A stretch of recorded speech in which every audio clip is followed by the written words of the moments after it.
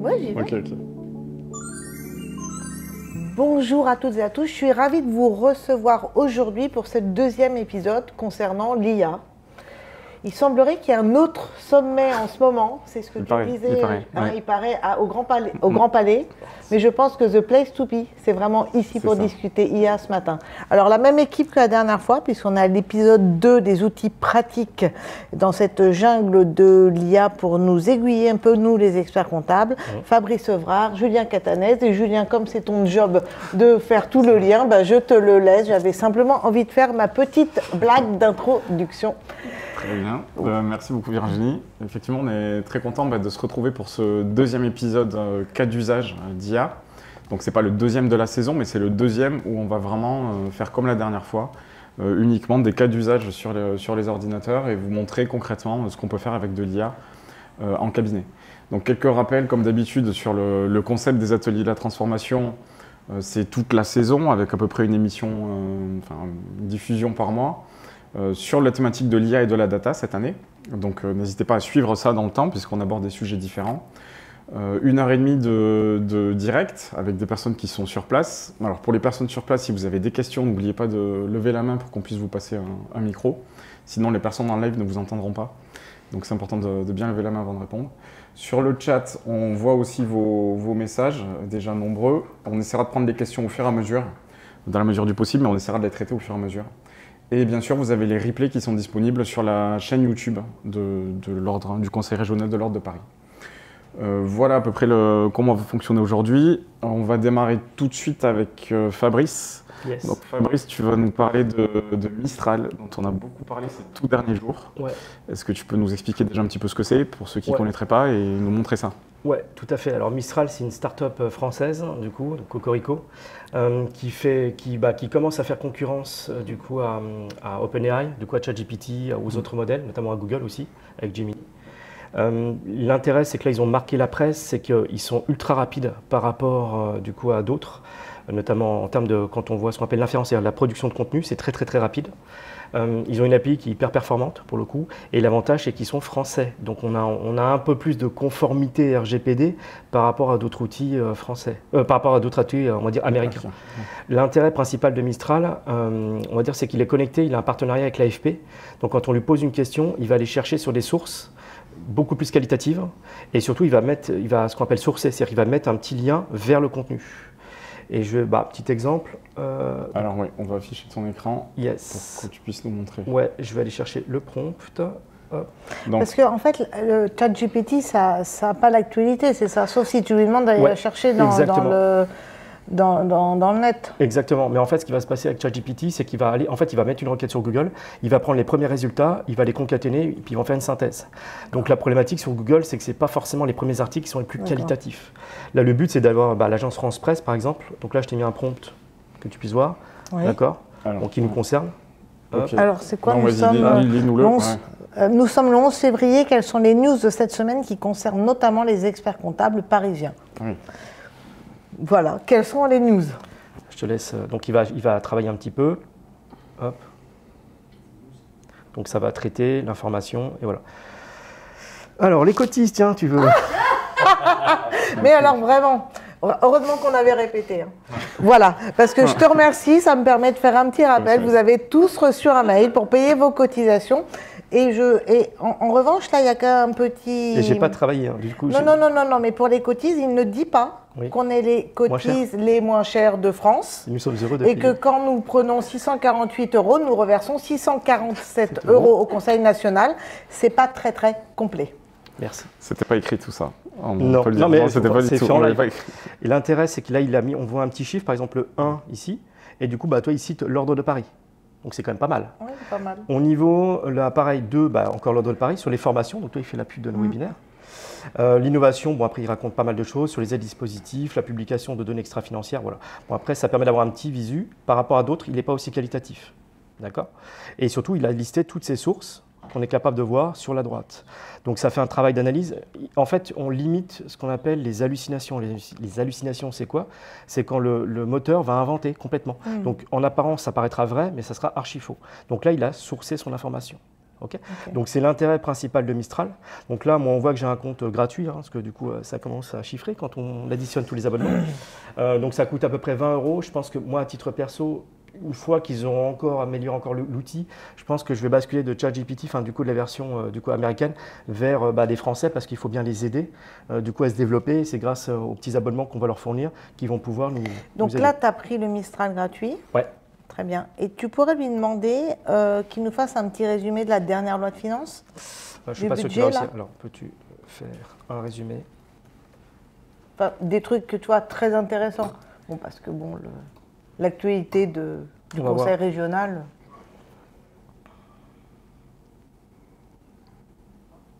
Donc réduction des crédits de l'État, modification. Après, il faudrait détailler la question. Non, mais il faudrait voir la source là. Est-ce qu'il...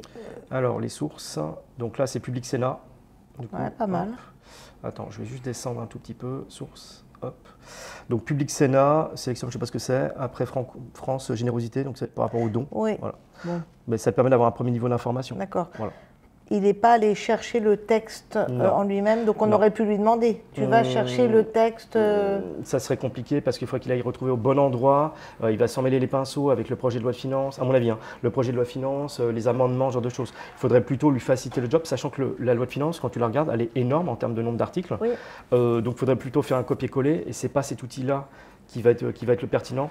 Ça va être un autre outil qu'on n'a pas prévu aujourd'hui, mais qui s'appelle Google AI Studio, où tu peux lui mettre une quantité de contenu très, très, très importante. Mais la dernière fois, ensemble, on l'a fait GPT, si je me souviens bien.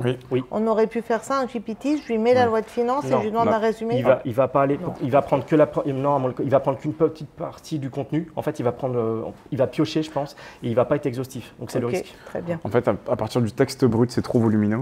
Par contre, si tu pars d'un commentaire, tu peux y arriver. Si tu pars du commentaire de loi de finances qui est beaucoup plus réduit. En fait, c'est ce qu'on appelle le prompt. Dans ton prompt, il est limité en termes de contenu. En gros, c'est 1 million de mots. Donc ça peut paraître beaucoup, mais il faudrait faire le test avec du coup la loi de finances, l'injecter à l'intérieur. Et je pense que ça va même faire une synthèse, mais il risque de passer à côté de certaines choses. Donc ça ne sera pas aussi performant. Très bien. Donc, premier point, c'était 1 million Mistral. chez ChatGPT, 1 million chez Mistral. Non, 1 million chez Google AI Studio, du coup, qui est la version Google. ChatGPT, je ne sais plus, mais c'est moindre. En tout cas, ce n'est pas 1 million de tokens. Ouais, ok. Donc Mistral, c'est important d'en parler. Est-ce qu'on peut peut-être afficher le sondage? On vous avait posé une question sur LinkedIn avant le webinaire, en vous demandant quel était le principal frein à l'adoption de l'IA générative au sein des cabinets. Donc il y avait 4 possibilités: manque de compétences en interne, risque de confidentialité, coût des solutions, et il n'y a pas de frein, tout simplement. Donc c'est assez partagé en fait. Quand on regarde les résultats, le manque de compétences, donc le besoin de formation remonte en haut, mais assez vite il y a le risque lié à la confidentialité. C'est pour ça que c'était important de parler aussi de Mistral, parce que comme tu le disais, on est sur une société qui au départ est franco-européenne, mais qui en tout cas est conforme RGPD, qui s'annonce comme, c'est ce qu'il déclare, hein, totalement conforme RGPD. Donc ça enlève un sujet de conformité important par rapport à des solutions américaines. C'est Mistral qu'il faut regarder par rapport à d'autres solutions de LLM.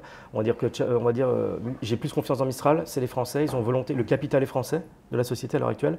Ils sont basés en France et ils sont aussi, titre perso, ils habitent en France. Ouais. Donc, et ils ont envie d'innover, d'avancer. Et je crois qu'ils ont annoncé qu'ils allaient investir 50 milliards, ils allaient participer à la création de data centers en France. Donc après, comme tout, il faut bien les aider, entre guillemets, à travers nos abonnements. C'est comme ça qu'ils peuvent prospérer.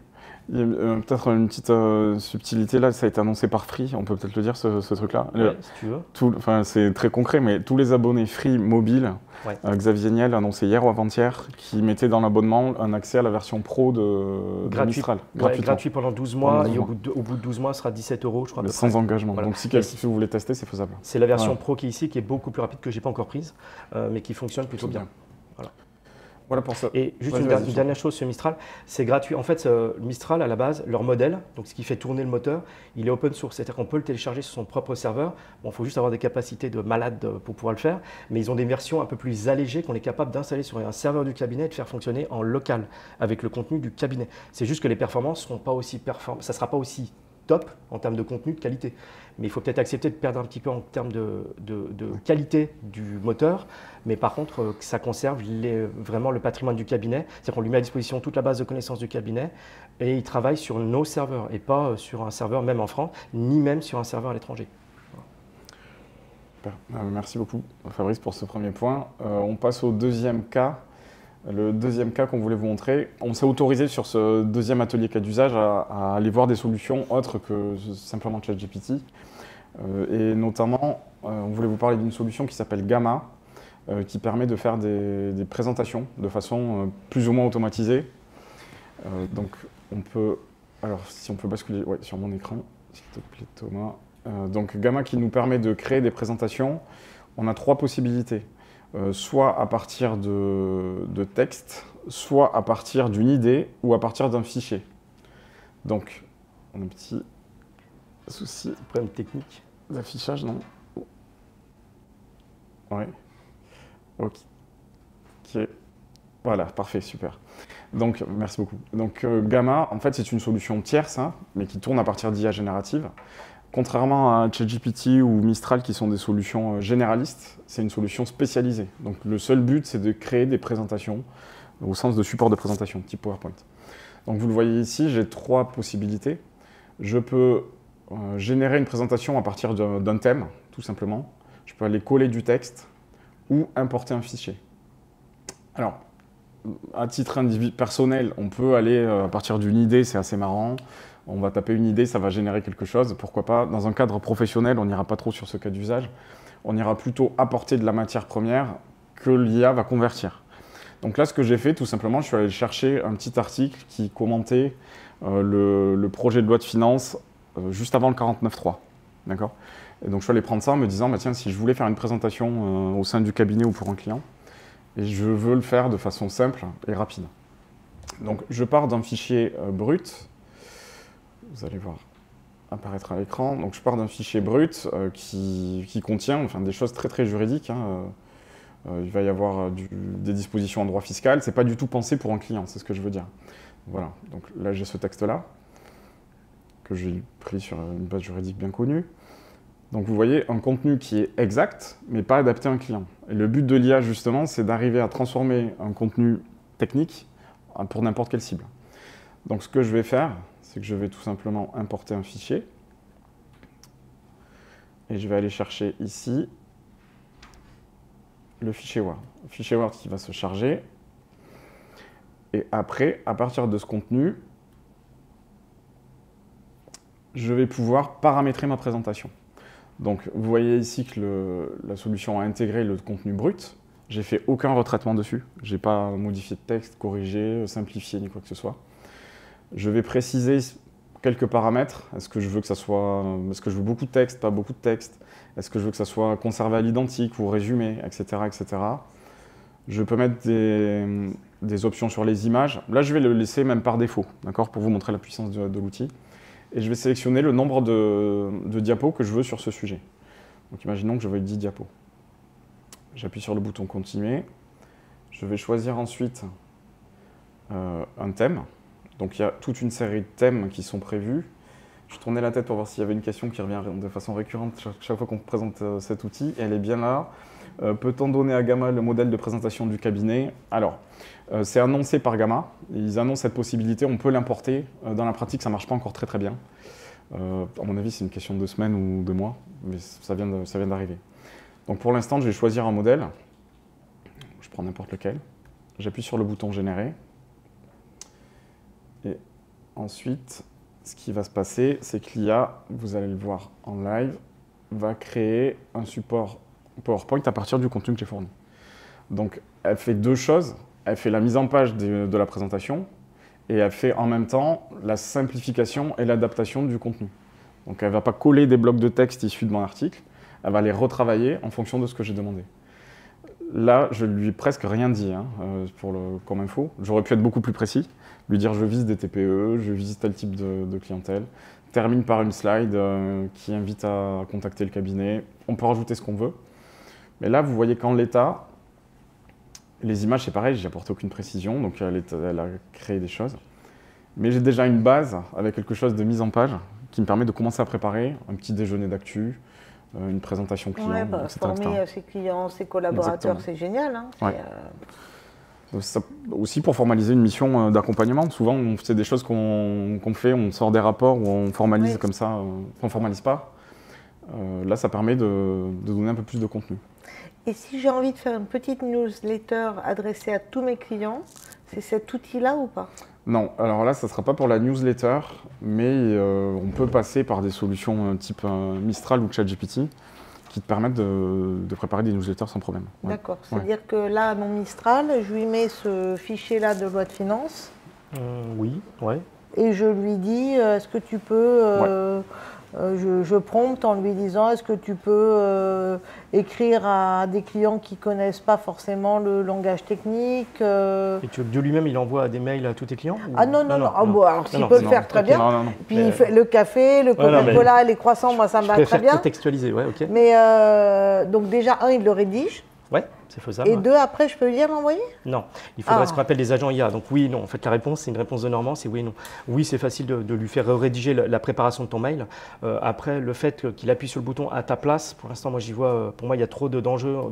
C'est trop dangereux parce que, en gros, il va avoir accès à toute ton infrastructure informatique et je ne suis pas fan pour l'instant. Ou alors, tu l'héberges du coup sur un outil qui n'est pas ton outil de production. Je veux dire, par exemple, moi, j'ai Microsoft. Bah, tu fais un compte Google à part ou vraiment pour séparer les données que les collaborateurs mettent dans ton cloud et les données que toi tu utilises du coup, on n'a pas eu le retour, et les données que toi tu vas utiliser du coup pour envoyer faire ton mailing. Ok, très bien. Donc voilà, donc c'est une application concrète, ça permet aussi de valoriser des missions d'accompagnement, d'être du temps qu'on ne prend pas à l'heure actuelle parce que c'est long en fait de faire une présentation. Là on peut assez rapidement faire quelque chose.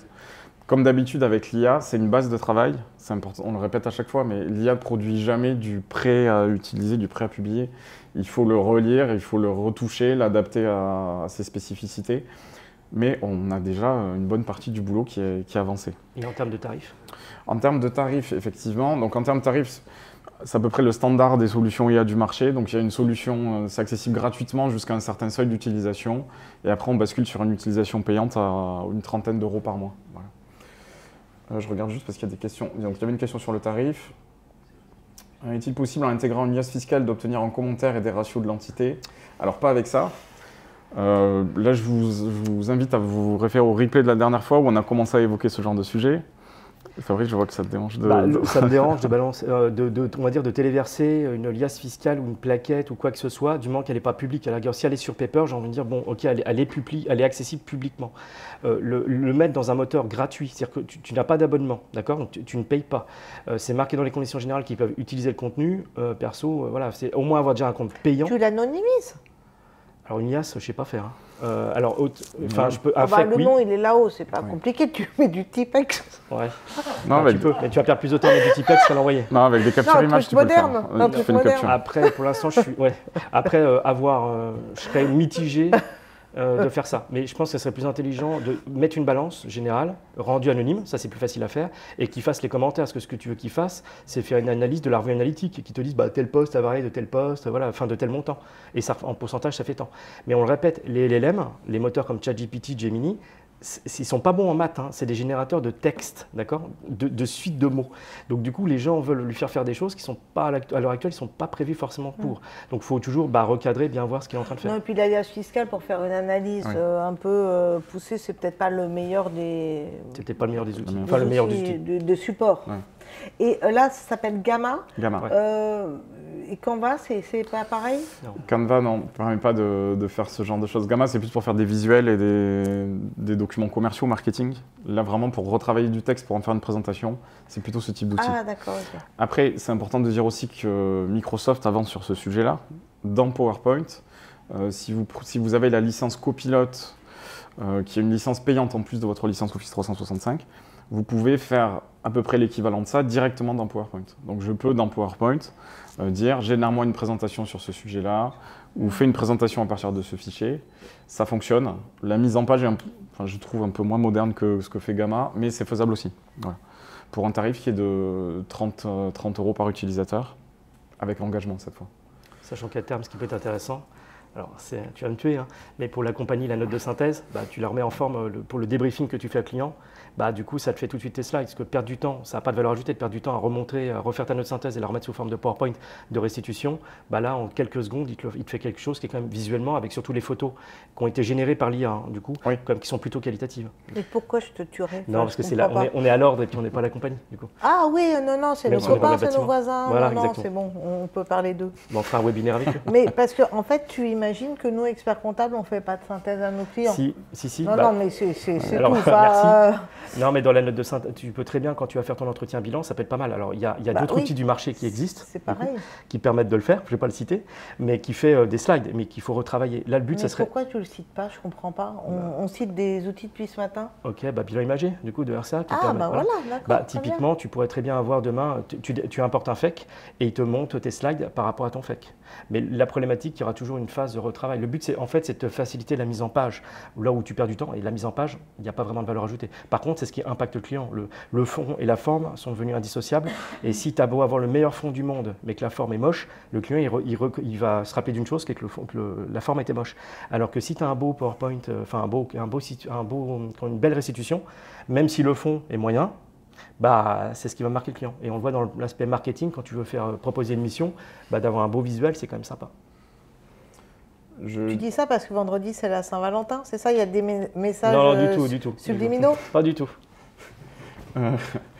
Je regarde les messages, donc il y en a qui disent qu'ils l'ont déjà testé dans le chat. Et donc en fait, une fois que l'image est générée, ils mettent le logo du cabinet à la place de l'image, ce qu'on peut faire, puisque là, tout est modifiable directement.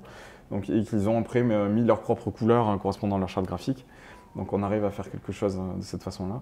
Effectivement, tu disais que les images sont générées. C'est important de le préciser. C'est-à-dire que là, il n'est pas allé chercher des images dans une banque d'images. Il a créé des images à la volée en fonction du contenu. Je consulte juste les autres questions. Alors, est-ce que cette solution est pertinente pour modéliser des process à partir d'une description de texte? Ce n'est pas la meilleure solution pour faire des schémas, des diagrammes. Il y a des choses spécifiques qui existent. Tu en as parlé, je crois, la dernière fois, le plugin sur ChatGPT. On peut faire ça sur ChatGPT. Ouais, je peux le montrer. Ce qu'on peut faire, quand je vous entends parler, là, c'est le manuel procédure du cabinet. Parce qu'on propose des exemples à l'ordre qui sont pas mal, mais pas forcément très très sexy. Visuel, oui. Et on pourrait les transformer en visuel assez sympa, qui pourrait devenir aussi le livret d'accueil lorsque on a un nouveau collaborateur pour qu'il prenne connaissance des procédures du cabinet. Oui, ça c'est faisable. Transformer du texte en diagramme, c'est faisable. On fera ça la prochaine fois. Parfait, merci. Ça marche. Très bien. Une question. Alors, c'est quelle solution? Il y a quelqu'un qui arrive qui dit désolé pour le retard, donc c'est Gamma, on le rappelle. Quelle sécurité pour les données confidentielles chez Gamma? C'est la même chose. On est toujours sur le même principe. On est sur des solutions américaines avec tout ce qu'on a rappelé à chaque fois. Donc, pas de données confidentielles. Vous pouvez générer votre présentation et vous rajoutez le nom du client, les noms après, puisque vous pouvez la télécharger et la mettre en PowerPoint tout simplement. Par contre, il faut prendre un compte payant parce que quand c'est gratuit, théoriquement, ils peuvent exploiter les slides. Donc, il faut faire attention, ils peuvent les publier. Donc, il faut bien prendre une version payante quand c'est du contenu, on va dire, professionnel, confidentiel. Si c'est un contenu que tu veux mettre sur LinkedIn, à la rigueur, ce que tu dis, c'est que ce soit public, on s'en moque. Par contre, si c'est pour un débriefing de note de synthèse en commissariat aux comptes ou une note de synthèse en expertise comptable, je déconseillerais sur la version gratuite, quoi. Alors, vous avez compris que je me fais un peu l'avocat du diable. La dernière fois, vous nous avez gentiment expliqué, messieurs, que le ChatGPT, quand il disait qu'il était confidentiel, en réalité, il n'était pas confidentiel. Donc, est-ce que là, ça veut dire que quand il est payant et qu'on croit qu'il est confidentiel, en fait, il n'est pas confidentiel, Fabrice? Le problème, c'est que quand tu regardes les conditions générales d'utilisation du service, qui est en anglais, ça évolue. Et en fait, ils ne préviennent pas quand ils ont fait une modification. Et en fait, ce n'est pas clair. C'est comme tous les trucs que font les juristes, c'est des centaines de pages où tu comprends in fine, tu ne sais pas ce qu'ils Donc en fait, on n'en sait rien. Donc si on a un conseil de prudence à donner, parce que nous, tu sais qu'on est expert comptable, ouais. On adore le principe de prudence. J'attendrai que le CNOC se positionne avec les juristes du CNOC pour nous dire si les outils type ChatGPT, on peut les utiliser au sein de la profession. Très bien. Donc en fait, on va le prendre en privé, on le télécharge. En fait, on travaille avec des données anonymisées, tout simplement. Voilà. C'est-à-dire, je peux faire beaucoup de choses et rajouter tout ce qui est confidentiel chez moi. Voilà. Au dernier moment, comme ça, là, on est sûr de... Là, je suis sûr. Qu'il n'y ait pas de risque. Et par exemple, un autre exemple, tu m'avais interrogé, par exemple, les notes d'information de la compagnie qui sont sur Sidonie. Je vais interroger officiellement la compagnie, donc via un mail ou via un courrier, pour leur demander est-ce que j'ai le droit, à qui ça appartient, est-ce que j'ai le droit de le faire. Le cas d'usage, c'est je prends les NI, est-ce que j'ai le droit de les mettre dans le ChatGPT payant, hein, du coup, ou d'entraîner un moteur sur les NI de la compagnie. En gros, qui a la propriété intellectuelle? C'est-à-dire, avant de les utiliser, de les mettre dans un moteur, moi, je veux le blanc-seing, entre guillemets, de la compagnie ou de l'ordre, de tout contenu que j'ai utilisé, est-ce que j'ai le droit de l'utiliser dans un moteur? Non, mais aujourd'hui, la propriété du contenu, c'est un vrai sujet. Et si on se le pose à chaque fois, c'est un peu compliqué. Ça veut dire que, par exemple, le petit résumé de la loi de finances de tout à l'heure, si c'est un éditeur qui nous l'envoie et qu'on fait les malins en le mettant en PowerPoint pour vulgariser pour des clients pour un petit déj, il semblerait qu'on n'ait peut-être pas le droit de le faire non plus, en termes de propriété du contenu. Là, honnêtement, je ne suis pas juriste de la propriété intellectuelle. Là, ce que je vois, c'est que le résultat, il n'a plus rien à voir avec le contenu. C'est pas du copier-coller du texte et que j'en fais un usage personnel. C'est-à-dire que je ne vais pas le vendre derrière ou le mettre à disposition du public. Là, c'est juste, je fais ma présentation pour faire une présentation client. Et le contenu n'est plus du tout celui de l'article, en fait. C'est complètement retravaillé. Après...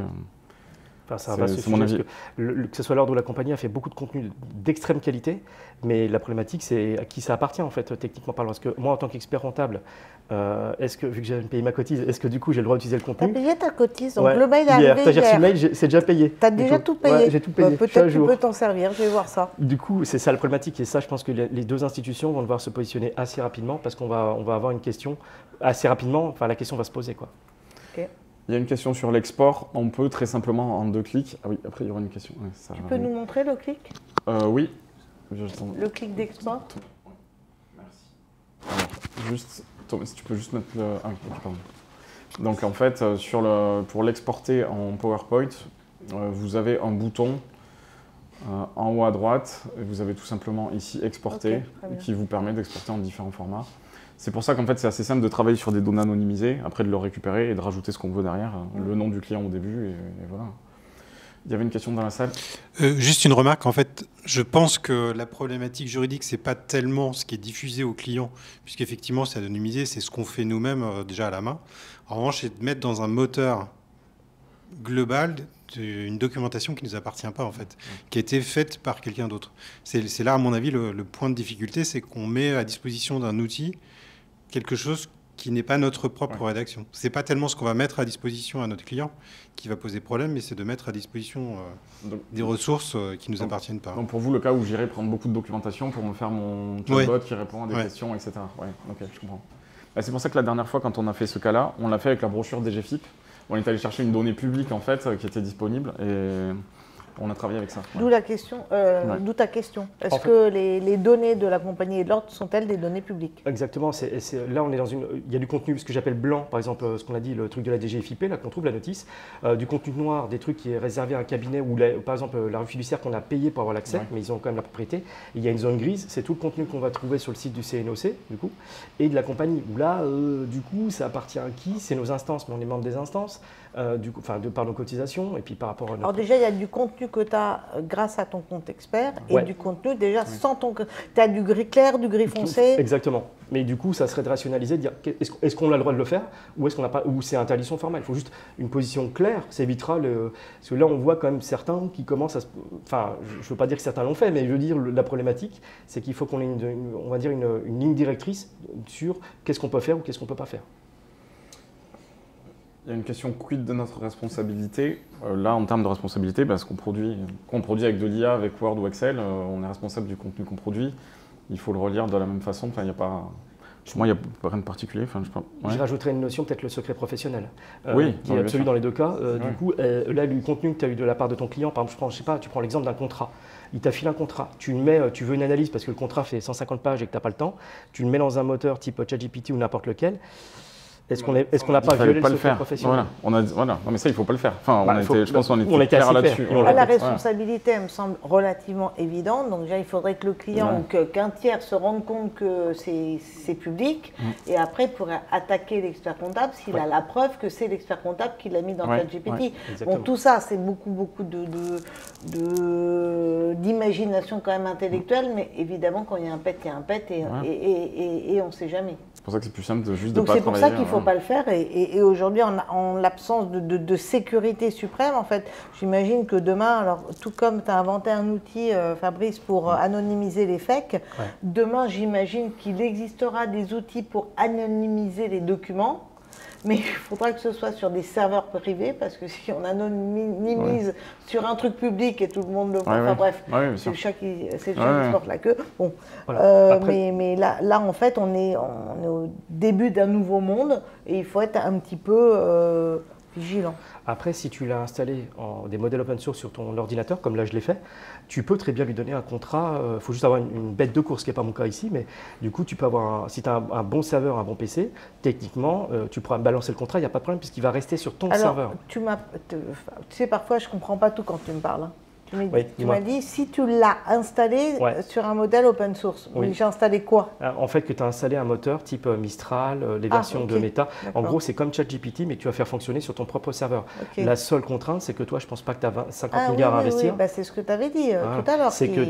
Là, tu pourras le faire. Et c'est ça, pour moi, l'avenir, c'est que les cabinets ou que l'institution nous mette à disposition un serveur sur lequel tourne un moteur de langage et sur lequel on peut balancer de l'information. On sait que ça sera hébergé en France, que ça ne sera pas exploité par l'institution. Voilà. C'est ça, à mon avis, l'avenir. Là-dessus, on peut dire qu'on a prévu dans le déroulé de la saison un épisode sur l'industrialisation, c'est-à-dire comment est-ce que je peux aller plus loin que utiliser une solution grand public sur Internet.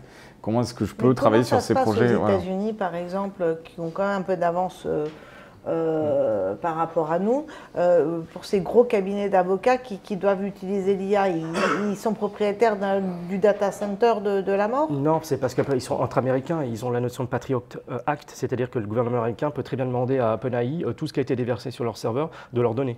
Donc c'est-à-dire que toi, ton client, je sais pas, qui fait de la propriété intellectuelle, je sais pas, qui développe un brevet, quelqu'un a balancé de l'information dans un ChatGPT, automatiquement, tu es sûr que le gouvernement américain... Non, mais moi, en fait, je pense que entre nous, je pense que le gouvernement américain, il en a un peu rien à faire des comptas de mes clients, tu vois. Mais c'est mon problème à moi de secret professionnel. Mais le gouvernement américain, la compta de mes petits clients, je pense que c'est pas son sujet. Sauf si tu as des clients sensibles. Enfin bref.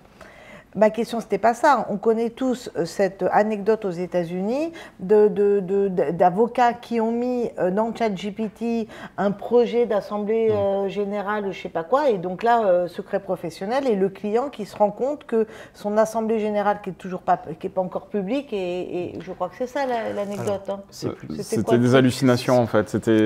Ils avaient déposé des conclusions qui contenaient des jurisprudences qui n'existaient pas. Alors oui, il y a ça. Non, il y a aussi une histoire de secret professionnel avec. En fait, à Samsung, à ce qui paraît, des gens, je dis bien, je mets des pincettes, des gens qui auraient balancé les informations de Comex dans ChatGPT pour résumer la réunion. Et a priori, quelqu'un à l'autre bout du monde a tapé un truc par rapport à Samsung et est ressorti des informations confidentielles sur les nouveaux produits qui allaient sortir. Donc, pour moi, notre vrai sujet, c'est ça. Oui, tout à fait. C'est-à-dire que je fais Mumus sur Mistral, sur ce qu'on veut, avec les données de mes clients. Oui. Et par exemple, mon client se dit, tiens, je vais aller regarder ce qu'on dit sur moi, et il se tape lui-même. Et là, il se rend compte que le rendez-vous bilan qu'il a fait il y a une semaine avec son expert comptable, c'est public. Alors, ça serait peu de bol parce qu'en fait, ton contenu, l'entraînement du moteur, il est pas fait tous les jours, il est fait une fois tous les 6 mois ou 2 ans. Donc, ça serait vraiment pas de bol si la veille, tu as balancé du contenu, ils ont entraîné leur moteur sur ce contenu que tu as déposé et que ça réapparaisse dans une réponse qu'un utilisateur dans le monde ait posée. Ça fait beaucoup de conditions, j'en conviens, pour que ça apparaisse. Moi, je mettrais juste pour l'instant que bon, c'est pas trop. Et comme tu l'as dit tout à l'heure, c'est une technologie qui est toute récente. Il va y avoir des pets, comme tu l'as dit, je reprends. Donc, moi, je serais quand même très vigilant sur le cas d'usage qu'on est en train de faire par rapport à ces outils. Oui, non, bien entendu. Là, je pense qu'on n'a pas d'autre solution que d'être vigilant et de mettre que des contenus anonymisés sur ces outils-là, que ce soit Mistral, ChatGPT ou d'autres. On est d'accord. Gamma, ça y est, c'est fait. Gamma, c'est bon. Ouais. On peut passer à Fabrice, tu voulais nous parler de WhatsApp. Ouais, alors, WhatsApp. quel rapport entre WhatsApp et l'IA générative? Et l'IA générative. En fait, ils ont annoncé ça il y a peut-être une semaine ou deux. En fait, tu ajoutes un numéro de téléphone là dans ton téléphone portable. Oui. Et si tu as WhatsApp, Oui, tu peux avoir j'adore WhatsApp. Tu peux avoir WhatsApp directement dans WhatsApp, automatiquement un chat GPT, et tu peux lui poser des questions. Ah ouais? Par exemple, là, tu vas lui dire, je sais pas, écris-moi un poème sur les experts comptables. Ah, je discute avec ChatGPT Ouais. dans WhatsApp. Ouais. Ah, ok. Et je peux discuter avec Mistral ou... Non, ça marche pas encore. Ah, ok. Donc là, et comment je le trouve WhatsApp dans mes Il faut copains? ajouter un numéro de téléphone qu'on pourra vous donner si ça intéresse. Il faudra l'ajouter. Tu l'ajoutes en tant que contact et automatiquement, il va te répondre. Mais quel numéro? C'est un numéro de téléphone américain, du coup. Et alors, je ne sais pas pourquoi il ne marche pas encore, là, du coup. Si. Voilà, c'est bon. Oui. Ah. Et là, il m'a écrit un poème. Ah, c'est super. Voilà. Je peux le mettre dans un groupe. Oui. Je fais un pas groupe dans un groupe. avec mes copains et Ouais. ChatGPT. Et Exactement. comme ça, il répond, il se mêle à la Fabrice, conversation. est-ce que tu peux juste afficher le numéro sur l'écran? Ça profitera à une personne qui sont live, ceux qui Ouais, sont, je dans vais y le live. arriver. Donc ça, c'est la version gratuite de ChatGPT. Ouais, c'est gratuit. évidemment. Alors, bien entendu, faites attention à ce que vous balancez Ah, à le voilà l'intérieur. le numéro. Il est là. Ok. Donc, Alors, Qu'est-ce que vous entendez par dangereux? Qu'il a accès à notre téléphone, à nos... Vous avez TikTok sur votre téléphone? faudrait un micro. Avez-vous TikTok? Et donc, Voilà. alors, on nous demande dans la salle si c'est pas dangereux. Et c'est une Oui. excellente question parce que je l'aurais bien posée celle-là. Alors, la question, c'est, vous avez TikTok? Donc, je lui répondais, est-ce que vous avez TikTok sur votre téléphone portable? Oui, oui. Bah voilà, dites-vous que toutes vos données sont en Chine. Donc, que ça soit envoyé aux Américains, votre téléphone, c'est peut-être un iPhone, donc c'est Apple, ou un Android, c'est à Google. Donc, j'ai envie de dire, les informations, elles sont déjà chez... Non. Moi, je suis sur WhatsApp et on m'a dit que mes discussions Oui, bien sûr. étaient cryptées. Oui, bien sûr. Non, elles sont cryptées Ah. entre deux individus. Mais par contre, elles sont en clair sur Donc, les serveurs de est-ce Meta. que si je mets ChatGPT dans mes WhatsApp, Ouais. est-ce que ChatGPT est au courant de tout ce qui se passe, Non, de tous non, mes messages, de mes discussions Pas à ma connaissance. cryptées? Non, pas à ma connaissance. Puisque ça ne Mais modifie pas... peut-être que c'est décrypté maintenant. Alors, possible. En fait, on va dire c'est comme un utilisateur sur WhatsApp. Ça ne modifie pas l'application WhatsApp. C'est juste un contact que tu as sur WhatsApp. En fait, ce qui se passe, ce que je l'avais fait moi il y a quelques temps, en gros, c'est que ça envoie. En fait, ils ont connecté un WhatsApp qui reçoit les réponses, qui l'envoie à ChatGPT, qui travaille la réponse, qui la renvoie à WhatsApp, qui te la renvoie. Fabrice, Ça excuse-moi, part. est-ce que tu peux Oui. remettre le numéro, s'il te plaît? On va remettre le numéro. Dans le chat, il y a encore des personnes qui veulent le voir. Essayez. Hop, Voilà. voilà. Donc, il y a une question là-dessus qui est quel est l'intérêt si j'ai l'application de ChatGPT sur mon aucun. téléphone? Voilà. C'est en fait l'application de ChatGPT, elle est soit gratuite, soit payante. Mais l'avantage, je trouvais sympa, c'est qu'on l'aide directement dans WhatsApp. Donc on voit, c'est surtout pour vous montrer que les usages, ils sont en train de rentrer partout. Là, c'est-à-dire que maintenant, ils vont être connectés directement dans WhatsApp. Donc nos clients, au lieu de nous poser une question, ils vont les poser sur WhatsApp. C'est plus facile que d'aller sur ChatGPT en ligne ou de télécharger. Alors attention, ceux qui téléchargent l'application de ChatGPT sur leur téléphone, il y a beaucoup de fake, il y a beaucoup de faux ChatGPT. Donc je vous conseille de faire hyper gaffe à ce que vous téléchargez sur votre téléphone. Ouais. Un utilisateur dans la salle s'est fait avoir. Très bien. Est-ce que ça veut dire aussi, si on trace un peu la trajectoire, mais que dans quelques temps, on va voir apparaître peut-être le chatbot du cabinet sur WhatsApp qui va répondre aux questions des clients? C'est faisable, ça coûte un peu d'argent. La problématique, c'est que ça ouvre une surface d'attaque dans le sens où tu vas envoyer beaucoup de requêtes à ce robot. Et comme tu payes, désolé, au call API, enfin en gros, tu payes à l'usage. En gros, si tu fais ça, je peux très bien envoyer des millions de requêtes sur ton ChatGPT et tu vas te retrouver avec une facture de 10 000, 15 000 balles sans problème. C'est assez facile, donc il faut faire attention, il faut quand même limiter les usages, notamment avec un blocage de l'IP, enfin de la personne qui va se connecter. Oui, donc c'est faisable. Après, attention, il peut halluciner. C'est que là, quand je lui pose une question, il va peut-être inventer n'importe quoi. Moi, j'ai rien compris là, Pardon, Fabrice. je l'ai fait trop rapide. Ouais. Ouais. Non, c'est que là, je m'amuse, je vais papoter avec ChatGPT. Ouais. Je le mets dans mon WhatsApp. Ouais. Mais si je papote trop avec lui, le compteur va tourner. Non, Je là suis c'est dans gratuit. une version gratuite. Non, là c'est une version gratuite. Il me switche pas naturellement du gratuit au payant. On Non. est d'accord. Non, pour avoir ce qu'on Si appelle. j'ai droit à 20 Non. trucs gratuits, c'est 20 trucs, c'est ça? Là, sur 20 celui-là. questions? Là Non. Ah non, c'est gratuit, c'est limité. Non, c'est le truc de l'ordre qui est limité à 20. Non, mais non. ChatGPT, le gratuit. Ah, je sais pas, j'ai la version payante. Donc, ça plafonne au bout d'un moment. Ça plafonne. Ça plafonne. Ouais. Non. Donc là, ça va plafonner aussi. Un petit peu, mais ça te permet de rentrer, de montrer, de faire des cas d'usage plutôt que de te connecter sur l'application. Et de multiplier les abonnements aussi, accessoirement. Très bien. Sur WhatsApp. Désolé, je suis très technique, mais. Retour d'Audrey qui nous dit ça fonctionne et c'est super. Testé à l'instant, merci. Voilà. J'ai fait une heureuse. On a une question sur Mistral, tout à l'heure, quelqu'un qui revient sur Mistral. Est-ce qu'on peut créer l'équivalent d'un GPT qu'on a vu lors du dernier cas d'usage sur Mistral? Alors, je ne suis pas un pro de Mistral, il ne me semble pas. Mais par contre, ils ont une API qui est gratuite. Je m'en sers, je donne un cas d'exemple que je ne peux pas vous montrer là parce que je ne l'ai pas ici. En gros, je vais à une conférence, d'accord? Je marque qui va être les intervenants, les hashtags que je vais utiliser, la thème de la conférence, si possible, avec du contenu, donc c'est-à-dire le descriptif. Je prends une photo. Je prends tout ça, je l'envoie à l'API de Mistral. Mistral me prépare mes posts LinkedIn en automatique. C'est-à-dire qu'il me renvoie la réponse avec tout le texte à produire. Et je l'ai utilisé l'année dernière, en mois de décembre, au Digital CPA. Tout le contenu que j'ai produit, c'était en phase de test. Donc, ce n'est pas parfait parce que je dois en faire des ajustements, mais ça m'a permis de produire du contenu, mais très, très rapidement. Parce qu'en fait, la veille, j'ai préparé tout mon contenu. Et en fait, quand j'étais à la conférence, j'ai fait juste une chose, c'est prendre des photos de slides. Et en fait, automatiquement, l'API a analysé le contenu de l'image, a contextualisé par rapport à la conférence et m'a produit du contenu. Donc, tu n'as rien écouté, en fait. J'ai été distrait, on va dire ça. Voilà. Donc, c'est des cas d'usage. Tu ne veux pas nous donner le nom de cette application, par hasard? C'est moi qui l'ai développé. Ah, c'est toi qui l'as développé? Ouais. Ok, bon, très bien. Autre question. Tu essaieras de lui demander dans 5 minutes le nom après. Soudoyer, oui. Ouais. Autre question, si on a un compte payant de ChatGPT, est-ce qu'on peut le connecter à WhatsApp? Pas à ma connaissance, pas direct. Je ne suis pas le pro. Oui, alors oui et non, comme une réponse de Normand. Non, si vous n'êtes pas un technicien. Oui, si vous avez N8N et que vous connectez via des flux, sur un serveur VPS. On est capable de connecter les deux, mais ce ne sera pas top. Voilà, désolé. Donc oui et non. Tu as compris la réponse.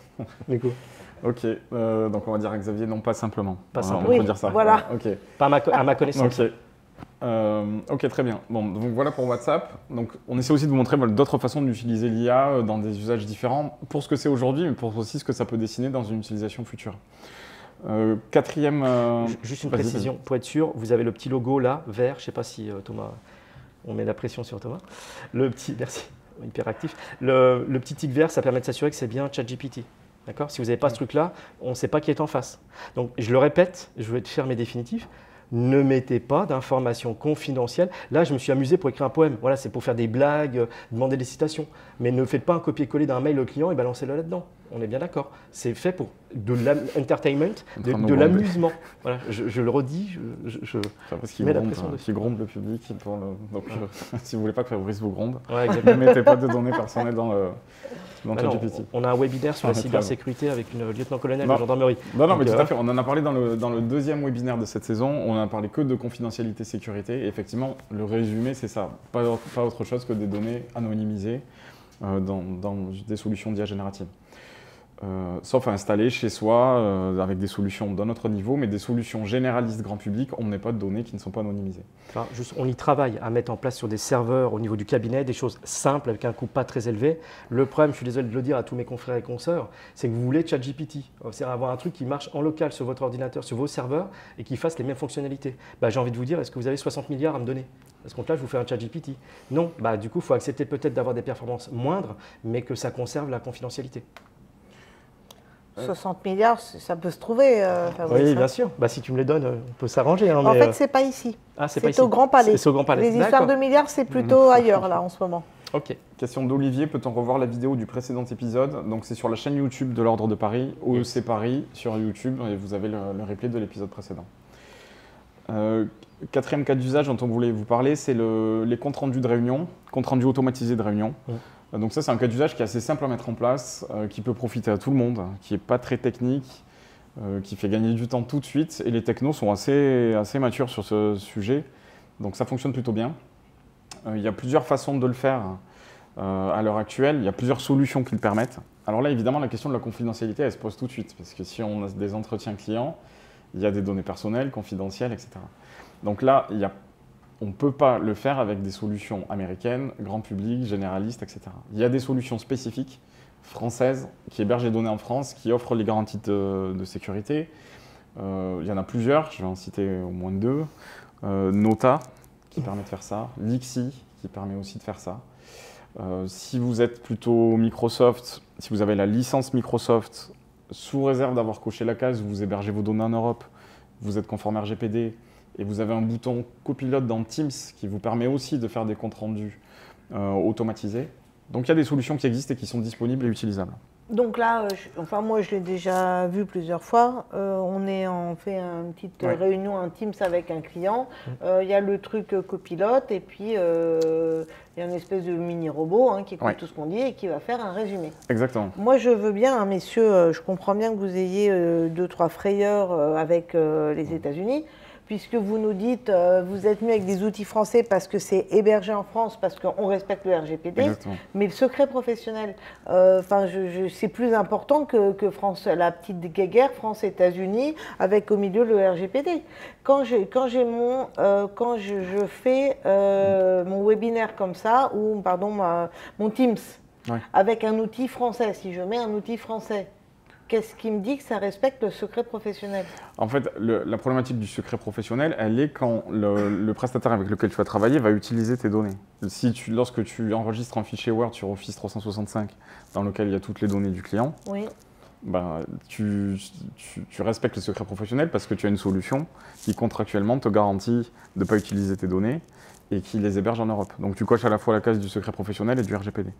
Donc ce qu'on cherche, c'est ça, c'est-à-dire des solutions qui ont ce même niveau de protection. Nos solutions françaises s'engagent à ne pas divulguer nos données? À ne pas les utiliser pour leur propre apprentissage et à ne pas les divulguer, bien sûr. Ces données-là, voilà. D'accord. Donc en fait, c'est plus important ça que le lieu d'hébergement. Enfin, moi, il y a 2 cases à cocher en fait, secret professionnel et RGPD. Lieu d'hébergement, ça nous permet de cocher la case RGPD. Oui. Le secret professionnel, il faut avoir la garantie que les données ne soient pas utilisées. Donc si on veut être conforme à 100%, il faut cocher les 2 cases. Et tout comme je reviens sur mes histoires de ChatGPT qui nous dit que c'est confidentiel et que ça ne l'est pas pour de vrai, pourquoi nos solutions françaises ne seraient pas aussi menteuses que ChatGPT? Moi, je fais bêtement que répéter ce que vous me dites. On a eu le débat très j'ai envie de dire, la réglementation européenne, si tu es français, tu as envie d'aller en prison? Bah non, du coup, tu respectes le RGPD. Alors que les Américains, le RGPD, on va dire, là, on l'a vu avec la réglementation, ils s'en moquent. Si tu es français, tu as envie d'aller en prison? Pas forcément. Pas forcément. Alors, je suis française, si tu respectes pas la loi. Donc, j'ai envie de dire, de toute façon, ça va être une demande des utilisateurs que nos données ne soient plus exploitées à l'extérieur. Après, il faut être conscient que les gens qui utilisent un Gmail pro gratos, enfin les confrères qui ont un Gmail, quand on voit des adresses cabinet @gmail qui ne sont pas des comptes payants, qui utilisent toutes les solutions, on va dire, américaines, tes données, elles sont exploitées forcément aux États-Unis. En France, on a quand même, tu as Vimy, c'est un outil qui est utilisé, je crois, pour je ne sais plus par qui, dans l'institution, je ne sais plus exactement. Vimy, c'est un outil qui fait la même chose que Google Drive pour la transmission de fichiers. Mais ils sont français, ils sont au FIC, au Forum Cyberdéfense à Lille, chaque année, et ils sont français, c'est qu'ils te garantissent qu'ils n'ont aucun intérêt à nous trahir, puisque leur business model, ils sont plus chers qu'un modèle que les Américains, mais ils te garantissent que tes données sont sur des serveurs français, hébergés en France, managés par des Français, que leur société est en France et le capital est géré par des Français. Donc au moins on est sûr que en cas de pépin devant un tribunal, ça ne va pas être traité au tribunal à Los Angeles ou je ne sais pas où, ou à New York. Et là on sait comment les Américains réagissent quand tu vas en litige avec eux, America First. Donc du coup le petit Français, tes données, on va dire, il s'en moque royalement. Donc, j'ai cité quelques exemples de solutions qui permettent de faire ça en France, dans un cadre professionnel. Là, je vais vous en montrer une. Qui s'appelle Nota. C'est un exemple, encore une fois, c'est simplement un exemple, il y en a plusieurs. L'avantage de ces solutions, c'est qu'elles font des comptes rendus. On n'est pas sur un enregistrement, c'est-à-dire que vous ne sortez pas de là avec un fichier audio ou un fichier vidéo qui est enregistré à la réunion, vous sortez de là avec une transcription de la réunion et la possibilité de générer un compte-rendu. D'accord ? C'est 2 choses différentes. Est-ce qu'on peut afficher mon écran, s'il te plaît, Thomas ? Merci. Donc là, je suis sur Nota. Alors évidemment, je ne vais pas faire une vraie conférence en visio, mais vous voyez ici qu'on a plusieurs possibilités. Si je zoome un petit peu là, voilà. Vous avez la possibilité d'enregistrer une réunion en ligne. Donc là, l'IA va se joindre à la réunion. Vous l'avez peut-être constaté en faisant des visios. Il y a de plus en plus de personnes qui se connectent avec leur petite IA. Donc ça va prendre la forme d'une personne qui se connecte à la réunion. Exactement. On croit être 2, on est 3 et on le voit l'écran du 3e. Et on commence même à avoir des personnes qui ne viennent pas à la réunion mais qui envoient leur IA. T'as jamais vu ça? Non. J'ai déjà eu ça une fois. L'IA qui vient enregistrer la réunion et la personne ne vient pas à la réunion. Bon, c'est un autre sujet. Donc il y a cette possibilité-là. C'est pas stupide. Hein. Bah, ça fonctionne. Tu peux pas faire une réunion, tu t'envoies ton IA, après tu as le résumé. Oui.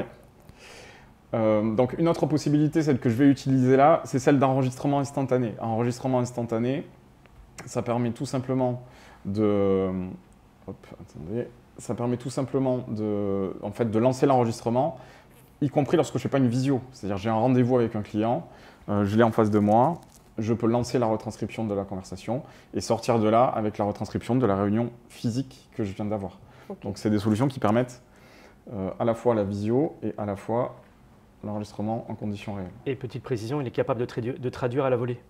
J'ai des confrères qui l'ont utilisé quand on était aux États-Unis et en fait ça traduisait la conférence en temps réel. Donc là, ce qu'on va faire, c'est que forcément, il faut un peu de matière, donc je vais le laisser tourner. On va passer au cas d'après. Tu laisses tourner, il est en train d'enregistrer ce qu'on dit là? Alors, pas d'enregistrer, mais de faire la retranscription. D'accord. Et après, il va pouvoir nous faire un résumé de ce que va dire Fabrice. Tu lui as pas... tu l'as pas lancé encore? Là, je l'ai lancé, oui. Ah. Tu lui as pas dit avec qui tu parlais? Non. D'accord, il va le deviner tout seul. Le nom des personnes, il ne va pas les deviner, sauf si on s'appelle par nos prénoms. D'accord. Mais il va être capable d'identifier, en fonction des sujets, qu'il y a un interlocuteur 1, un 2, un 3. Okay, théoriquement. Très bien. Donc on va le laisser tourner. Donc je vais arrêter là la démo de ce cas-là. Et on va passer au cas d'après. C'est Fabrice, tu voulais nous parler de Léo. Oui. Alors Léo, hop, je le charge. Léo, c'est quoi? En fait, Léo, est-ce que tu connais le navigateur Brave? Alors, je te le fais simple. On recommence d'un cran. Il faut arrêter de me poser des questions un peu trop compliquées. Quand tu vas sur Internet, tu lances un navigateur, Chrome, Firefox, voilà. Edge. Parfait. Ok, très bien. Tu as un navigateur qui s'appelle Brave, qui est basé sur Google, qui marche très bien, qui garantit la confidentialité. C'est-à-dire, en gros, il ne partage pas tes données et il a un fameux bloqueur anti-spam, anti-pub. C'est-à-dire qu'il bloque automatiquement les pubs. L'intérêt, c'est que Donc, entre Chrome et Brave, je suis mieux chez Brave pour des histoires de confidentialité. C'est mieux, sauf que, bien entendu, le site des... Allez, je peux en faire une petite gratuite sur les impôts. Le site des impôts n'est pas forcément toujours compatible avec Brave. Tu es obligé de repasser sur Chrome pour que ça fonctionne bien. Voilà. Donc, des fois, tu peux avoir des petits bugs, mais globalement, il marche très, très bien. Enfin, moi, c'est ce que j'utilise au quotidien. Tu vas avoir une page web. Par exemple, là, j'ai sorti un truc sur... un truc qui... Donc là, tu es sur Brave? Ouais, je suis sur mon navigateur. J'ai chargé une page avec un article. Très bien. Ça te parle, là, c'est CRD. Ok. Un peu. Tu es comme moi, tu es pressé. Du coup, tu as un long article à lire. Oui. D'accord? Tu dis, putain, j'ai pas le temps. Voilà. Donc, soit tu le copies-colles, tu vas dans ChatGPT, tu perds du temps. Parfait. Okay. Là, ce que je fais, hop, il y a un petit logo. Si je clique, Léo, on fait hop. Et je lui demande de résumer. Alors, donc, dans Brave, tu as Léo automatique. Automatique. Ouais. Et pourquoi je ne l'ai pas dans Chrome, le Léo? Parce que tu l'as pas dans Chrome. Voilà, merci, pardon. Voilà. Et du coup, tu peux choisir, donc là, automatiquement, il te résume. Mais est-ce que dans Chrome, j'ai un autre Léo? Oui, tu as de l'équivalent. Tu as d'autres trucs, mais qui sont... L'avantage pour les confrères, c'est que là, tout est installé. Tu n'as pas de bidouille à faire. Il n'y a pas de bidouille à faire à la Fabrice, à rajouter des rues dans tous les sens. Non, mais c'est pour ça. Non, mais moi, je ne sais pas faire les bidouilles à la Fabrice, tu as bien compris. Donc, dans Chrome, est-ce que je fais un petit clic pour avoir un résumé? Pas à ma connaissance. Pas ma connaissance, il vaut mieux avoir Brave. Pour le coup, je te conseille de le tester et il fonctionne globalement très très bien. Okay. Et tu peux choisir le moteur de résumé, pareil, il y a des moteurs open source qu'il faudrait que j'aille configurer, qui te permettent de choisir du coup le type. Et là, tu vois, là il m'a fait une synthèse de tout cet article, du coup, et elle est plutôt pas mal. Donc toi, c'est assez rapide à lire, du coup, plutôt que de lire tout cet article-là. Voilà. Donc on tenait à le montrer, pareil, un cas d'usage simple qui est déjà intégré dans les outils. Pareil, tu lui fais pas résumer du contenu confidentiel. C'est-à-dire si tu es sur une page… Ma loi de finances, non, toujours pas. Enfin, trop large, trop de contenu. Ok, très bien. Ou alors il faudra le diviser. Si tu fais des petits morceaux, ça peut le faire. Il y a des petits morceaux dans la loi de finances, tu as des chapitres. Hein. Ouais, si tu veux faire découper, il faut découper tes chapitres, tu lui donnes à résumer les morceaux de chapitres. Mais pas tout le contenu en une seule fois. Et surtout, à la fin, toi, il te propose des questions de mémoire. Il peut te proposer, attends, pas l'historique, tu peux l'interroger du coup sur le résumé de la page. Et après, il peut te suggérer des questions sur le contenu qu'il a lu. Donc là, je le relance.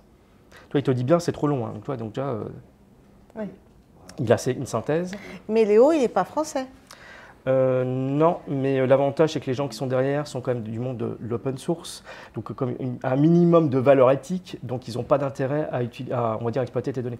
Mais par contre, attention, juste je te montre les questions. Toi, pourquoi la CSRD est supprimée? Quels sont les avantages, machin? Tu cliques et il va te dire… Mais rien que cette question-là, elle n'est pas très intéressante. Elle est un peu fausse.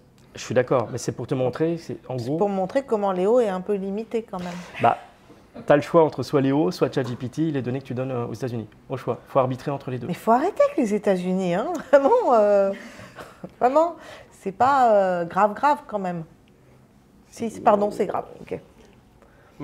Là, je ne sais pas ce qu'il va noter, notre copain Nota, mais ça va être sympa. Ouais. Je regarde s'il y a des questions. Alors, c'est OK. On peut le faire en des étapes. Ah, d'accord. Merci Frédéric d'avoir répondu aux questions. Ah, on a une question dans la salle. Qui dit question dit micro. Ouais, qui dit question dit micro. C'est Brave, B-R-A-V-E. C'est un navigateur web, en fait. L'intérêt, c'est qu'il a un bloqueur de pub automatique. On n'a pas besoin d'installer quelque chose en plus, donc il bloque les pubs. Et l'intérêt, c'est qu'il est libre et ils ont installé cette version-là. Ils ont été assez discrets et ils ont installé. Donc je trouvais que c'était pas mal en cas d'usage pour montrer autre chose que du ChatGPT. Montrer un panorama assez large de ce qui existait. Et l'avantage, je le répète, il n'y a pas de bidouille à la Fabrice, c'est que c'est nativement intégré à l'intérieur. Donc il n'y a pas de trucs sophistiqués à faire. Non, mais ça veut dire qu'incessamment sous peu, dans nos Chrome ou nos moteurs de recherche, on aura le petit clic. Et nos outils comptables. Si j'ai bien compris que Elon Musk est très énervé ce matin avec ChatGPT, donc il va le racheter. Ouais, mais sauf que OpenAI a décliné l'offre de 100 milliards, du coup. Oui, mais... On va prendre la question. Ouais. Alors, j'ai une question concernant le traitement des textes juridiques. Ouais. J'étais tombé sur une ordonnance qui était une mise à jour d'un autre texte de loi. Ouais. Et en général, vous voyez, tel article, l'article 2 modifie l'article tant de telle autre loi. La question, ce que j'ai fait, j'ai essayé avec ChatGPT de reconstituer l'ensemble pour en faire un texte consolidé et m'éviter d'aller rechercher à chaque fois le texte qui a été modifié. Alors, quelle solution vous avez par rapport à ça? Je n'y arrive pas, moi. Mais en fait, il ne sait pas le faire, ChatGPT, de faire ça, c'est ça? Alors, ChatGPT, j'ai fourni le texte modificateur, là, le texte à jour. Oui. J'ai fourni l'ensemble des textes auxquels il fait référence et dont il modifie les articles. Et je lui ai demandé de me consolider ça. Il a mis plus de 15 minutes. Et il m'a dit, je reviens. Et à la fin, il m'a dit, non, c'est impossible. Et donc, du coup, quelle solution je pourrais avoir pour sortir un texte consolidé? Ça s'appelle la simplification à la française. Alors, Merci. Non, c'est pas la bonne réponse. Hein, il existe, alors pareil, j'ai le droit à faire les 3 minutes techniques. Ouais. Si on te comprend, vas-y. Okay. En fait, il y a... En fait, est-ce que tu n'as pas une application de traduction simultanée du Fabrice Evrard? En fait, alors, il faut savoir que la Cour de cassation, le Conseil d'État et Légifrance, il y a ce qu'on appelle une API. C'est-à-dire qu'on est capable d'interroger, via une interface informatique, de requêter les articles.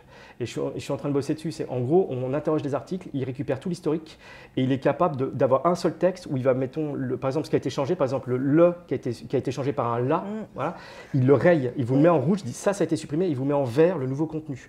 La problématique, c'est qu'il y a des cas simples, ça c'est des cas simples, mais des fois c'est quand il va dire je supprime l'alinéa. Et même quand on regarde, il y a des cas, c'était le cas dans mon mémoire il y a déjà 10 ans, où des fois ils ont fait des erreurs. En fait, ils parlent mettons du 5e, c'est pas le 5e, le petit 5e, c'était le 6e de ce qu'il fallait modifier.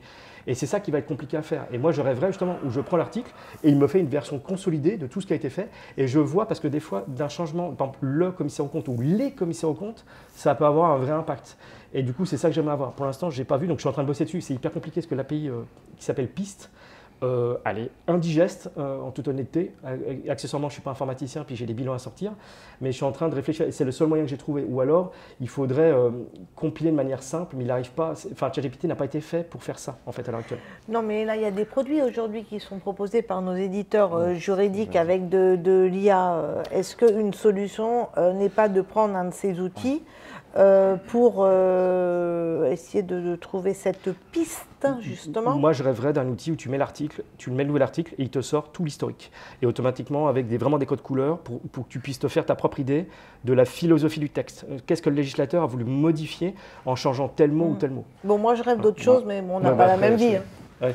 Non, moi, là-dessus, sur ce cas-là, j'ai peut-être pas tout à fait la même réponse, mais on se complète, on va dire. Mais non, mais je pense que c'est pas parce qu'on a de l'IA qu'il faut faire des choses qu'on n'aurait pas faites avant. C'est-à-dire que prendre un texte de loi brut pour l'interpréter, essayer de comprendre ce qu'il y a dedans, arriver à compiler, agréger des différents décrets, lois, etc.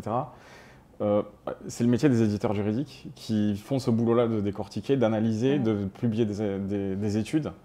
Et donc, je pense que le temps en cabinet, le temps est très compté, et je pense qu'on met plus le temps est mieux valorisé à prendre l'étude d'un éditeur juridique dans ses boulots et à l'exploiter à la rigueur d'une façon ou d'une autre, plutôt que remonter à la source. Enfin après, il peut y avoir des cas particuliers, mais non, mais il suffit ultra de lire les chronophage commentaires, les commentaires de la loi. Et donc partir du commentaire plutôt que partir de la source. Différents avis, et à partir du moment où on sait pourquoi la loi en fait a été faite, ça nous sert tous quand il y a un flou aujourd'hui de connaître le fond. Je vous encourage plutôt à partir du commentaire que de la source brute, quoi. Même si l'IA, ça ouvre des possibilités. Non, mais tu sais, il y en a qui s'ennuient en vacances. Non, mais donc, non, mais il y a peut-être des cas particuliers, mais voilà, c'est...